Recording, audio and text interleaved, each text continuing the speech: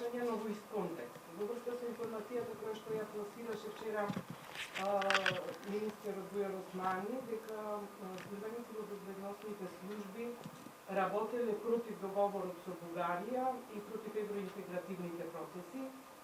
Дали вие сте информирани кога, колку траело ова, дали е преземено нешто против овие службеници? И дали се евентуално поврзани со протераните дипломати од Руската амбасада и службениците во Бугарија осомничени за шпионажа? И уште едно прашање, ваш коментар за изјавата на премиерот на Бугарија Петков дека Русија работи против договорот помеѓу Македонија и Бугарија. Во однос на првото прашање, одговорот е потврден, да, јас имав информација заедно со и министерот за надворешни работи, имавме информација првиот ден откако тоа се случи. Меѓутоа, нормално тоа беше предадено на службите за безбедност кои што се занимаваат со таа проблематика. Детали не можам да ви откривам, бидејќи се работи за класифицирани информации.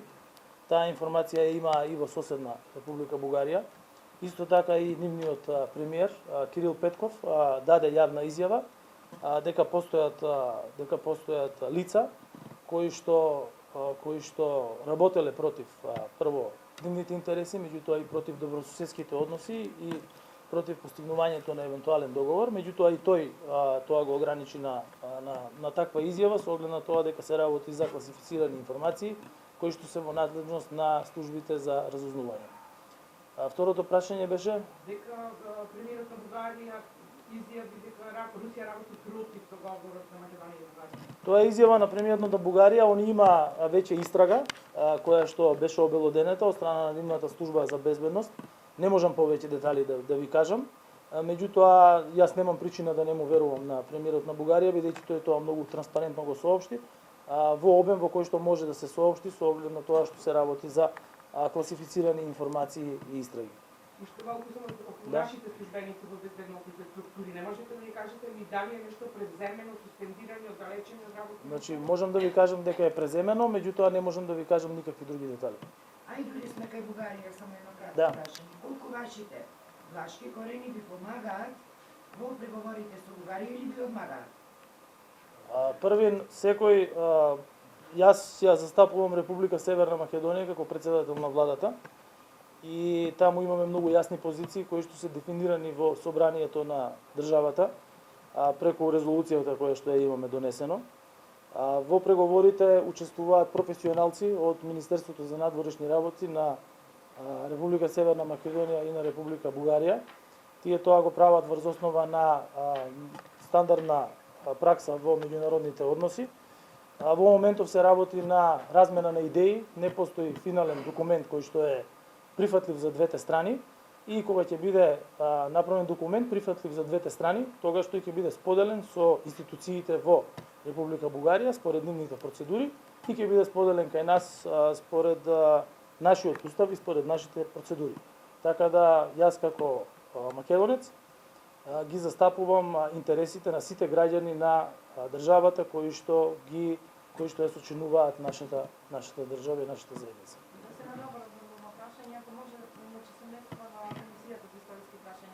Како ги оценувате различните ставови на историчарите и на политичарите од двете земји, од двете страни? Тоа што комисијата вели дека не може да работи со рокови, дали сметате дека може да влие врз почнувањето на преговорите? Најпрвин, односите помеѓу Бугарија и Северна Македонија се на многу подобро и повисоко ниво на комуникација, отколку што беа во периодот пред доаѓањето на двете нови влади, бидејќи двете нови влади во двете држави дојдоа во краток период, една помеѓу друга. Ние веднаш го составивме диалог со премиерот на Бугарија, со неговата посета, потоа имавме заедничка владина седница во Софија, каде што формиравме и почнаа да работат со веќе видливи резултати работни групи во различни области, кои што се значајни за граѓаните и значајни за економските субјекти, за подобра соработка, за развој на инфраструктурата, размената во образованието, културата. Денес има средба на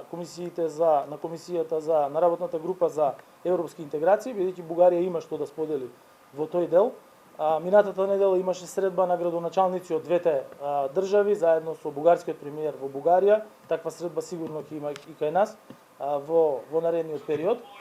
На првата средба, односно на заедничката владина седница, присуствуваа и копредседателите на историската комисија. Она што е карактеристично за нив е тие што работат по своја методологија, работат независно од политичарите и од другите работни групи и од Министерството за надворешни работи кои што министерства работат на отворените политички прашања. Работата на таа комисија ја попредседаваат двајца историчари од двете држави и кога ќе имаат заеднички сознанија, односно ставови, тогаш тие тоа треба заеднички да го соопштат, односно да го испратат до владите. Во овој момент нема испратено предлози од страна на историската комисија до двете влади.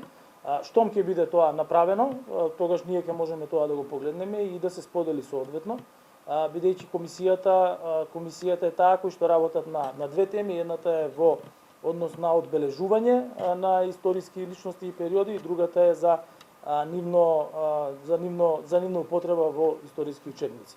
Меѓутоа сепак тоа е нешто што мора историчарите да го потврдат и да го соопштат. Такви историски комисии во светот постојат и работат со години во долги периоди. Например, постојат историски комисии помеѓу Германија и Полска, Германија и Франција. Постои историска комисија која што се уште работи помеѓу Северна Македонија и Грција и која што работи на откривање на сознанијата. Клучно е дека тие треба да ја водат нивната дискусија во позитивен дух, со оглед на тоа дека историските факти и сознанија треба да представуваат добра основа за да може да се гради пријателство и идна соработка помеѓу две соседни држави.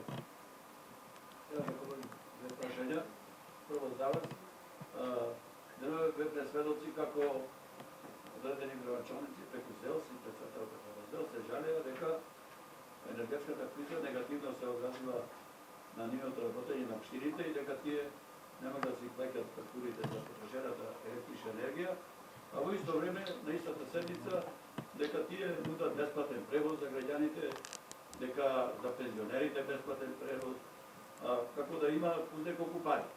И втора работа, исто поврзана со општините, како вие коментирате општини кои што се блокирани преку 16 години и работат со блокирани живосметки и воопшто се сменале 5 градоначалници, конкретно за општина Ресен, ниту еден градоначалник не размислувал да ги врати долговите кои што ги наследували, туку ги мултиплицирале долговите и кога работат уште под 17 подсметки. Како бе тоа однос во приватниот сектор да мора да се одблокират па да земат работените плата, овие во општините си работат, борчат милиони евра и не размислуваат воопшто да си вратат долговите, туку си работија нови работници, нови шефови на кабинети, нови секретарки, нови службеници. Ова за вас прашање. Второто е за директорот.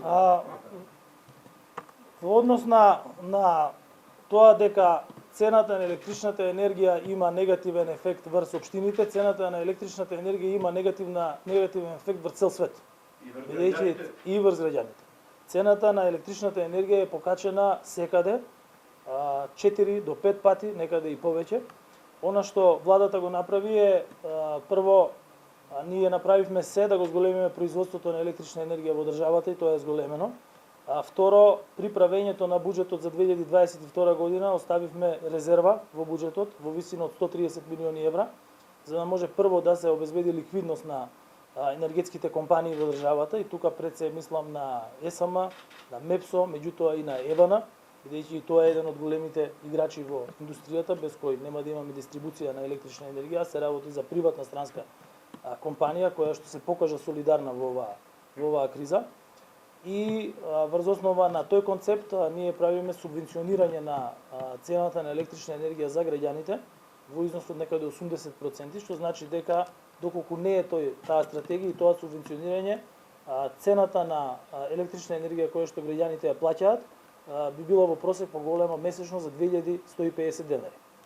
Во однос на општините, тие исто така имаа можност да ги направат буџетите така како што го направивме државниот буџет со резерви за електрична енергија, со намалување на непродуктивни трошоци, бидејќи да не заборавиме државата ги намали тековните трошоци при планирањето на буџет за 2022 година за 8%, а исто така со одлука на влада се ограничени сите купување на мебел, на автомобили и така натаму, што исто така влијае на намалување на сите тие несуштински трошоци. Трошоците за репрезентација се намалени за 50% и намален е бројот на службеници кои што патуваат во странство, односно е сведено на она што е неопходно. Тој пример треба да го следат и општините, бидејќи во време на криза треба да се штеди, и тоа го прават сите. И ако ги погледнете апелите и мерките кои што ги преземаат и многу по-силни и многу по-богати држави од нашата, како на пример Германија, Австрија и другите, тие исто така апелираат на штедење и на електрична енергија и на топлинска енергија во нивните држави. Ние разговараме со општините, имавме и состанок со ЗЕЛС. На градинките добиваат електрична енергија како што добиваат и домаќинствата по таква цена, со оглед на тоа дека таа важи за регулираниот пазар, односно за резиденцијалните, за домаќинствата, за малите потрошувачи, каде што ги вклучивме и градинките. А исто така разговаравме и да излеземе во пресрет на општините, кои што имавме состанок со управниот одбор на ЗЕЛС, за да може да видиме кои се потребите. Меѓутоа и општините ќе мора од своја страна да покажат активности кои што ќе значат намалување на одредена група на трошоци која што не е неопходна во вакви услови, со цел да може да обезбедат непречено снабдување со електрична енергија. Во однос на долг на општини со години, има такви општини во државата и не е само тие што ги спомнав, меѓутоа има и на друга страна од државата, кои што со години имаат блокирани сметки.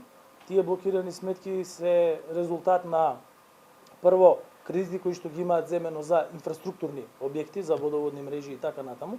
Меѓутоа ниту еден градоначалник не вратил ниту еден ануитет, има и такви општини, значи имате 4 градоначалници се промениле од различни политички провиненции, меѓутоа не е вратена, на пример, ниту една рата. Има и таков пример. Ја работев во Министерството за финансии и сум работел лично на репрограмирање на такви долгови, со оглед на тоа дека општините мора да имаат начин на кој што ќе функционираат, бидејќи тоа го очекуваат граѓаните.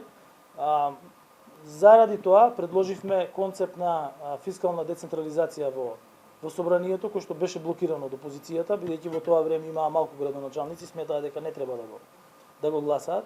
Меѓутоа сега сваќаат колку е добар тој концепт и каква е потребата од него. Во него се предвидуваат неколку елементи.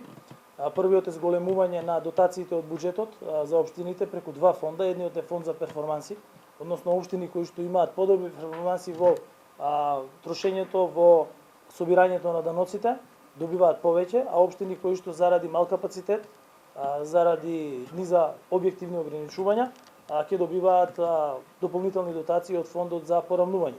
И второ е, се воведуваат неколку инструменти на раздолжување на општините, како што е обврзница индексирана со инфлација, меѓутоа и една друга обврзница која што е слична на стендбај аранжман, каде што државата како познат купувач на обврзница ќе ја раздолжи општината, меѓутоа таа општина во иднина ќе мора да се придржува на одредени рационални начини на управување со општината, што значи контролирано вработување таму каде што треба, бидејќи ние сме сведоци дека во општините најмалку има даночни инспектори, а најмногу има се друго, и тоа е концепт кој што е во собранието. Јас се надевам дека ќе биде донесен и дека ќе им биде од помош на голем број на општини да можат да се раздолжат. Бидејќи задолжена општина не е проблем само на општината, не е проблем само на граѓаните, тоа е проблем и на добавувачите.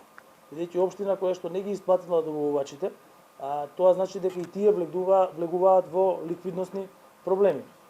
Доколку се искористи инструмент на ваква обврзница, тоа значи дека кога ќе биде издадена, тогаш добавувачите на кои што не им е платено ќе можат да ја реализираат, односно да ја наплатат таа обврзница на секундарниот пазар со одреден дисконт, и значи дека ќе се врати прво кај нив ликвидноста, а општината ќе биде во можност да биде раздолжена, меѓутоа и во иднина да се придржува на правила на домаќинско и одговорно раководење со финансиите во градот или во... За директора потрушен, Да. Примерот тоа ќе последна реклама. Примерот многу е битно да говори со Бугарија, но многу е повидно според мене, многу е повидно за граѓаните што правиме внатре, посебно во делот на правосудството. Вашиот министер за правда со обвинител и судија се слика на фудбалски стадион, помина недела дена не преземавте ништо. Ако министерот за правда се слика со виш обвинител и судија заедно гледат фудбалски расправа, зошто вашиот министер за правда би бил поразличен од Михајло Маневски, кој го слушавме Видите, јас имав изјава на едно телевизиско интервју во однос на ова прашање. И прво што беше најзначајно за мене, бидејќи министерот беше на фудбалска утакмица да гледа, за мене беше најзначајно дали при тоа патување се користени финансиски средства или било каква логистичка поддршка од Министерството за правда, обезбедување или транспорт или било што. Тоа беше прво да го проверам. Го проверив и не е користено, меѓутоа доколку беше користено јас ќе барав истиот момент разрешување на министерот и тоа го кажав тогаш и го кажувам сега. Во однос на тоа кој со кого стоел таму, има етички кодекс на однесување во владата кој што секој министер го потпишува и јас сум го потпишал и тоа на првиот ден на првата конститутивна седница на владата. Веќе вице-премиерот задолжен за добро владење има побарано информации да бидат доставени од страна на министерот, врз основа на кои што ќе се направи оценка за аспектите на етичкото однесување и согласно со оценката, бидејќи е регулирано во етичкиот кодекс, ќе бидат предложени мерки од страна на вице-премиерот. Бидејќи ова навистина влегува во делот на етичко однесување, кој со кого стои. Тој имаше исто така изјава, можете и да се повикате и на неговата изјава во однос на патувањето и во однос на тоа кој со кого бил на утакмицата. Јас доаѓам од економска сфера, доминантно своето професионално искуство го имам стекнато во стопанските комори и често ме гледате во фабрики, ова и не ми е прва посета на Битола. Дел од вас и во Прилеп некогаш доаѓате да ми поставувате прашања. И како што беше пред краток период во Витаминка, јас никогаш во животот не сум имал можност да се запознавам и дружам со судии, со обвинители и така натаму, така да тој дел ќе мора да го одговори низ процедура вице-премиерот за добро владење. Но вие како премиер, како... Јас ви го кажав мојот став. Ви го кажав мојот став. Да, вашиот став окей, но како ја гледате таа слика, министер, обвинител и судија? Видите што, не можете да бирате на некого со кого ќе застане на утакмица на вечер. Тој самиот беше кажал дека ни својата кариера, бидејќи 40 години работи во правната фела, дека тоа се луѓето со кои што се познавал. Клучна работа е дали тоа гледање на фудбал значи прекршување на некакви правила и дали значи некаков конфликт на интерес. Тоа е клучно, бидејќи мора да бидеме систем во кој што ќе се знае точно врз дали е прекршен етичкиот кодекс на однесување и дали има некаков проблем во однос на тоа кој до кого застанал на таа трибина.